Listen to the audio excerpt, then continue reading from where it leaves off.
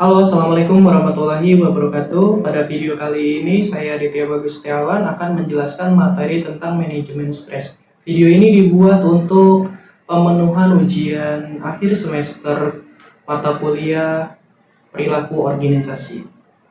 Yang pertama itu adalah pengertian. Nah, pengertian dari stres di sini menurut Kamus Besar Bahasa Indonesia, stres terdiri dari dua, yaitu gangguan atau kekacauan mental dan emosional. Yang kedua yaitu tekanan. Secara teknis, psikologi, stres didefinisikan sebagai suatu respon penyesuaian terhadap situasi yang dipersepsi menantang atau mengancam kesejahteraan orang yang bersangkutan.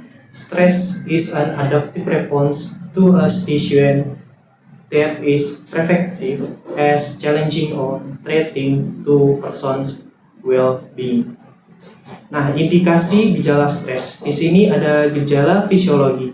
Antara lain yaitu denyut jantung bertambah cepat, dapat berkeringat, pernapasan dan lain-lainnya. Yang kedua yaitu gejala psikologi. Antara lain yaitu resah, sering merasa bingung, sulit berkonsentrasi, sulit mengambil keputusan, perasaan tidak enak atau perasaan kewalahan.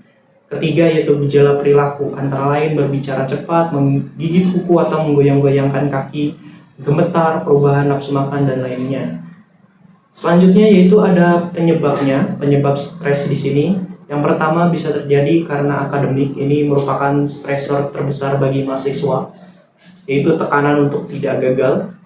Kedua itu hubungan dengan lawan jenis, ini biasanya permasalahan dengan lawan jenis dapat menambah tekanan. Ketiga yaitu lingkungan, lingkungan tertentu dapat membawa stres seperti membahas topik yang sedang hangat atau yang lainnya.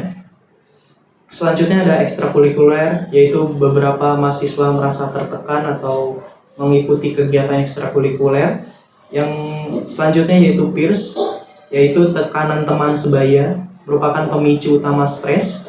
Selanjutnya ada manajemen waktu juga. Stresor terbesar ini yaitu tidak tahu bagaimana merencanakan dan melaksanakan kegiatan sehari-hari, misalnya sekolah, bekerja, dan waktu belajar. Adapun faktor penyebabnya yaitu keuangan, yaitu beberapa mahasiswa lebih memikirkan permasalahan uang daripada sesuatu yang harus mereka lakukan. Selanjutnya yang terakhir yaitu orang tua. Di sini menjadi penyebab stres, terutama tekanan dari orang tua, yaitu untuk sukses biasanya. Nah, dampak akibat stres ini dibagi menjadi 3 kategori. Yang pertama yaitu dampak fisiologi. Secara umum, stres ini mengalami gangguan fisik seperti mudah masuk angin atau mudah pening-pening, kejang otot, dan mengalami kegemukan atau menjadi kurus yang tidak dapat dijelaskan. Nah, ini dapat diklasifikasikan seperti yang pertama yaitu pada gangguan organ tubuh seperti nyeri otot, tekanan darah naik, yaitu sistem pencernaan. Yang kedua yaitu gangguan pada sistem reproduksi seperti menstruasi tidak lancar, kegagalan ovulasi pada wanita, impoten pada pria, atau kurang produksi semen pada pria. Ketiga yaitu gangguan pada sistem pernafasan. Yang keempat yaitu gangguan lainnya seperti pening, ketegangan otot, atau rasa bosan. Yang kedua itu klasifikasinya yaitu dampak psikologi, yaitu keletihan, emosi, jenuh, kelelahan dalam aktivitas. Bisa terjadi depersonalisasi, yaitu keadaan stres yang berkepanjangan. Keletihan emosi ini menyebabkan bersangkutan memperlakukan orang lain sebagai sesuatu daripada seseorang. Selanjutnya itu penurunan pencapaian pribadi. Yang ketiga yaitu dampak perilaku. Di sini klasifikasinya yaitu stres menjadi stres yaitu prestasi menurun dan sering terjadi di tingkah laku penyimpangan. Yang kedua yaitu tingkat stres yang cukup tinggi berdampak negatif. Yang ketiga yaitu mahasiswa yang stres berat seringkali banyak membolos atau tidak aktif mengikuti kegiatan pembelajaran. Adapun perubahan bagian tubuh yang dipengaruhi oleh stres, misalnya rambut, yaitu menyebabkan rambut rontok, otot ini bisa saja pegal-pegal atau nyeri. Selanjutnya ada saluran pencernaan akan menjadi buruk atau akan berpenyakit, termasuk gastritis, yaitu lambung dan duodenum. Selanjutnya yaitu kulit, yaitu akan bereaksi terhadap yang stres ini menunjukkan gejala mengalami masalah kulit seperti eksim.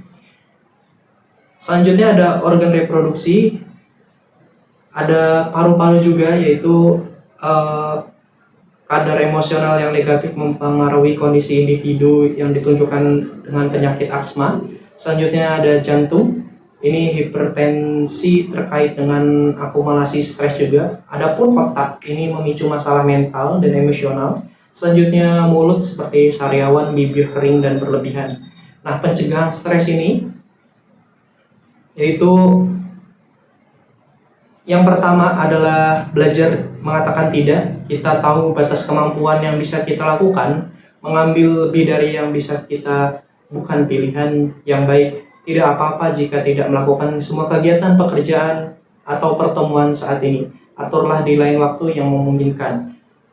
Yang kedua yaitu perbaiki sikap, jangan mudah panik. Pikirkan kita adalah alat yang ampuh, gunakan untuk mendukung kita, bukan untuk membebani kita. Berpikirlah secara rasional agar terhindar dari stres. Yang ketiga yaitu tertawa. Lakukan sesuatu yang dinikmati, kerjakan hobi, bergaulah dengan teman-teman dan belajarlah untuk menyeimbangkan hidup jika merasa kesal. Selanjutnya yaitu tidak mengkonsumsi alkohol dan rokok. Nah, ketika mengkonsumsi alkohol dan rokok, kemungkinan rasa stres berkurang, tetapi setelah itu stres akan kembali muncul dan lebih buruk daripada sebelumnya. Adapun makan makanan yang sehat, ini dapat menambah nutrisi yang tepat. Ini seperti makanan yang masih hangat atau yang masih panas dimasak di rumah. Adapun lakukan olahraga, ini bisa membantu membakar kalori dan membakar stres, seperti membantu melepaskan ketegangan. Latihan selama 30 menit sehari minimal 3 kali per minggu. Ada lagi yaitu merilekskan pikiran atau santaikan pikiran dan tubuh. Tarik nafas dan visualisasikan kesuksesan atau beberapa waktu untuk sendiri. Selanjutnya yaitu istirahat atau tidur. Paling tidak 7 jam tidur yang dibutuhkan agar otak dan tubuh bisa berfungsi pada tingkat optimal. Ada lagi yaitu jalin hubungan yang sehat, berbicara dan bergaul dengan teman-teman secara menyenangkan. Selanjutnya yaitu manajemen waktu. Ini melakukan perencanaan, buat jadwal atau bahkan daftar pekerjaan. Ada lagi yaitu organisasi jadwal kegiatan, belajar bagaimana mengatur catatan atau dokumen pekerjaan sekolah, mengidentifikasi tugas dan memperhatikan tanggal jatuh tempo penting. Selanjutnya ada atur keuangan, yaitu menyusun anggaran dalam bentuk pengeluaran bulanan, belanjakan yang sesuai dengan kebutuhan. Ada lagi pahami spiritualitas. Selanjutnya juga tekanan gaya belajar, ketahui apakah kita seorang visual atau auditori atau kinestetik. Selanjutnya yaitu berusaha tenang, santai, rileks. Nah, ini dengan meluangkan waktu dapat memastikan pekerjaan dapat dilakukan dengan baik. Selanjutnya lagi ada sistem pendukung, seperti sistem pendukung bisa seperti ayah, ibu, adik, atau saudara. Lakukan perubahan di lingkungan. Selanjutnya yang terakhir yaitu mendelegasikan tugas dan tanggung jawab. Nah, penata laksanaan stres. Stres ini bisa dihindarkan karena stres merupakan suatu bagian dari pekerjaan menuju kedewasaan, sehingga yang bisa kita lakukan adalah manajemen stres. Bagaimana kita menyikapi stres supaya kehidupan tetap terus berjalan. Adapun beberapa cara manajemen stres yang bisa kita latih yaitu Action Based Strategic atau ABS. Di sini meliputi Job Analytics, Managing Your Boundaries, dan The Breaking Point. Ini kegiatan mencatat, mempelajari dan menyimpulkan keterangan-keterangan atau faktor yang berhubungan dengan masing-masing jabatan sistematis dan teratur. Nah, manajemen your boundaries yaitu pembatasan diri tentang hal yang boleh dilakukan baik diri sendiri maupun oleh orang lain terhadap diri kita. Sedangkan the breaking point yaitu suatu strategi stres yang menekan pada keberanian seseorang untuk keluar dari batas-batasan kebiasaan rutinitas. Selanjutnya ada precision based strategy atau PBS. Di sini meliputi positive thinking, thought awareness, rational thinking, positive cognitive restructuring, dan imaginary dan using affirmation. Ini seperti positive thinking, yaitu cara pandang positif dengan tujuan mengetahui penyebab perasaan negatif yang dirasakan, membantu mengendalikan diri dalam pertumbuhan pribadi. Adapun awareness, rational thinking, positive thinking ini tidak akan mengubah pemikiran negatif yang berasal dari persepsi yang tidak tepat, bertujuan untuk mengubah pikiran negatif yang tidak tepat menjadi positif. Cognitive restructuring di sini yaitu menata kembali pikiran yang menyebabkan timbulnya stres. Selanjutnya ada imaginary, yaitu teknik visualisasi membantu tubuh memasuki fase relaksasi. Adapun affirmation yaitu latihan pernyataan dan penetapan atau penegasan. Ada lagi yaitu coping strategy. Di sini ada tekniknya yaitu meliputi trigger, stabilization, mediation, how to be pain, ready for real, dan surviving business travel vacation. Untuk travel stabilization zones yaitu hal yang dapat merasa kita aman, terlindung dari hal-hal yang mengancam dari diri kita, seperti zona stabilitas terdiri dari orang, tempat, ide, hal-hal, harta benda. Meditation ini berasal dari bahasa Latin mediatum, dari dalam bahasa Inggris berarti to ponder. Jika diterjemahkan dengan contemplance sama dengan kontemplasi.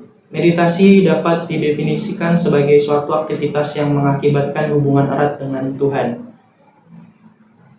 Selanjutnya ada how to be painted. Adalah sebuah keadaan di mana seorang menunjukkan perilaku yang mampu mengendalikan dirinya dan menahan respon sesuatu yang tidak disenangi tepat ketika suatu terjadi pertama kali.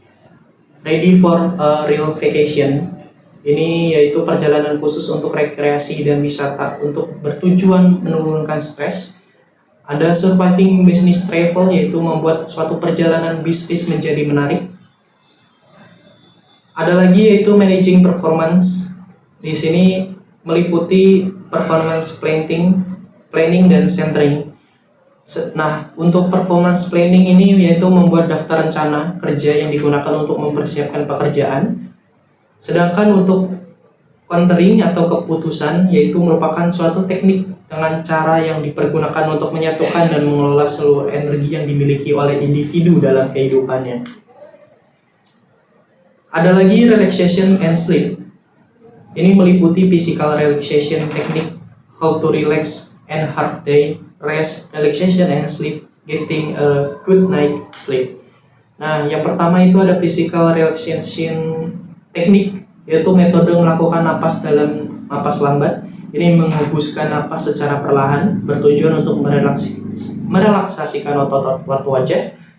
Ada lagi how to relax after a hard day, yaitu strategi terapeutik yang dapat diterima dan sering digunakan dalam terapi psikologis.